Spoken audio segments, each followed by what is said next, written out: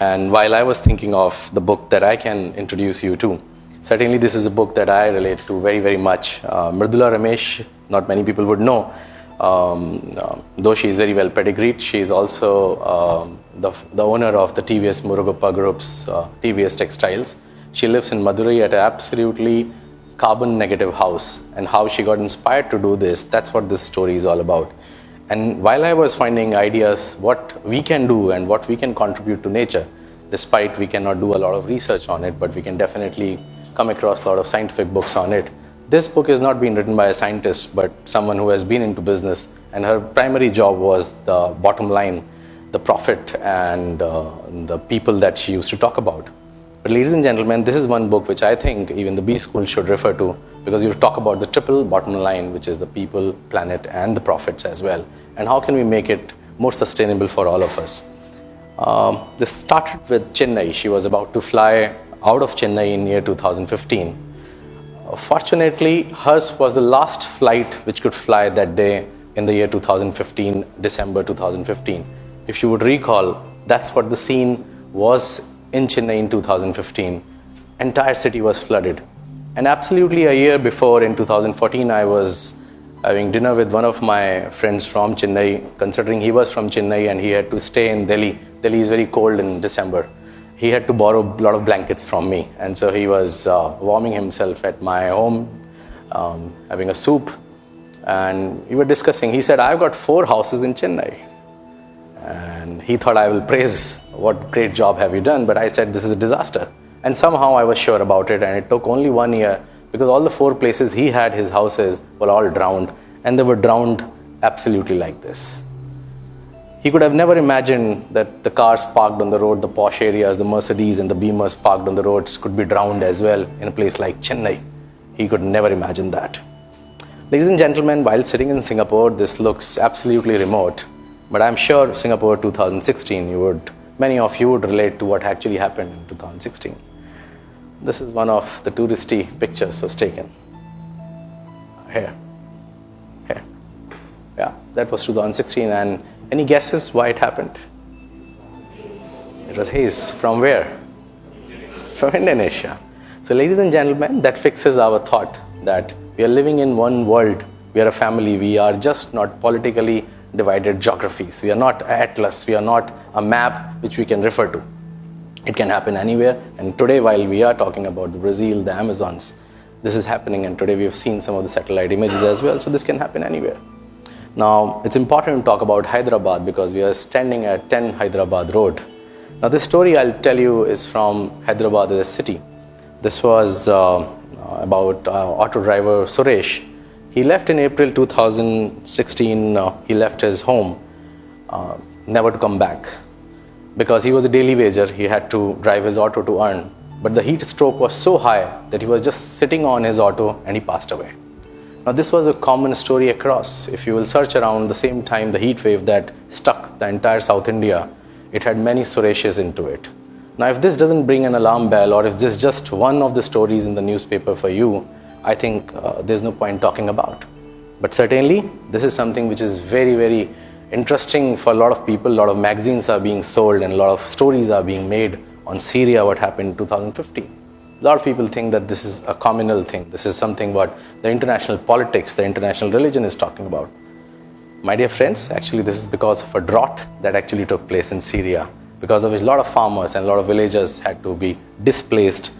And while they were in their camps, they demanded for $20 million from one of the largest countries in the world to support them. As it always happens, they refused. Why should we give $20 million to someone who are very far away from the oil tanks that we run? Okay, and by now they have spent almost $18 billion to solve the Syria problem and the ISIS problem. Now this is the cost that we all will bear if we are ignorant. And if we think that charity is the only way to do it, and in fact, that's what Dr. Ghazala also inspired me to do. It's just not the charity that we pay every month to support some causes. We have to be part of it, be in it. Going back to India, Latur, we all know what happens in Latur, and Latur has a drought area. This Jal Doot Express is a train that carries billions of gallons of water from areas where there is water to a place where there is no water. So get ready for water wars. This is one of the things that should set an alarm bell in our minds, and we should be ready before we start wasting anything, including the bottles that are being served today. So while I was reading this book by Mridula, she has also traversed through the same journey. And what is our footprint and how do we keep a check on it? These are some simple measures. So to the bus, to a car, a public transport to a car, it is 10:100. This is not a lotto number. This is not a guess number. These are not my mathematics marks as well. But this is certainly the kind of carbon footprint that we leave when we take public transport. Singapore is a great example for that. India, we are not habitual. We are fond of buying multiple cars, only to show off to the neighbor that, hey, I make more money than you. Now, this is a challenge. And now this is, again, a very scary black cloud. A lot of people who come from technology, the cloud is a cool buzzword nowadays. But that's what we leave to our clouds. 33 billion tons of carbon dioxide to our environment. This is an yearly figure. This is scary. If we are not scared with this, what else? Okay, 250 million elephants next to the garbage bin. Now this is a metaphor that I want to describe you, that this is the amount of garbage, amount of waste we do every year on our planet, which are equal to 250 million elephants, grown-up elephants, On one side, the number of elephants are coming down, but the metaphor definitely is growing up every day. 7.2 million whales per year. That's the size of food wastage that we do. This is humongous, and I'm sure you would be reading some of the news about Singapore as well. The richer we are, the more wastage we tend to do. Now, if this is the challenge, if this is what doesn't inspire you to think, go back again, be someone like an alchemist, or try to fly, what do you want to take a flight for?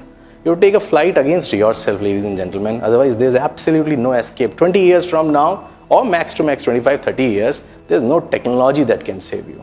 It's only you, your human technology, your inner engineering will save you. And there are a few very basic actions if you take from today. That's what I also tried doing it. I just cut my diet into half. It's very fashionable, You become more lean. But yes, we'll have to do it. You have to just cut down on whatever we do, just be a little more conscious. So today, if you want to consume a bigger burger, just ask for a half. Make it a revolution. It may happen. You will come to realize that the home food is definitely great, and of course the half glass water. We have been nurtured to show that everything is big, great, bigger quantities are good. No, we'll have to go back to as less as quantities, because this half glass of water may be our last drop, and for many people this could be the survival. So what I also started doing is, mere akele se kya ho sakta hai? What alone I can do, and I realized the garbage is a problem. That was one thing which was absolutely in my control, and in my condominium I started the segregation process, and whatever it took, I took some initiatives, collected a lot of people, devoted some resources, started devoting some time, and that's where, despite reading books, I also collect garbage. I think it's a humble job, and there's a lot of money in that, let me tell you. So a lot of people ask me, what do you do? I say, I collect garbage sometimes. This is something that I did. I do it for my daughter. She's Mishti. She's 7 years old. My life changed because of her. She's part of nature. She's part of me. If I can do it for you, you have to define for whom are you doing it. I'm absolutely doing it for her and for no one else possibly. And for all the other kids that she will grow with after 20 years, when she will go back in the smoke-studded environment, when there would be accidents, and that's what Richa was talking about, that there would be trauma, even in standing in a line, there would be trauma, even talking to someone. In India, we don't send our daughters by cabs, or normally after 7 or 8, even today. If that's the world I don't want for my daughter, I'm sure nobody would like it for any of you that you love. So that's exactly what I thought this book should be told about, and those normal, simple facts and all the books that you read should be bought into some kind of action. Take some action, only then it will happen, and answer this question that in all your gains, I hope there's no one else who's paining. Unless and until you answer this as a basic common thought, which comes as old as 10,000 years old, I think the challenge is always surmountable and we cannot manage it. So that's what I do for action, and thank you very much for patiently listening. Take care.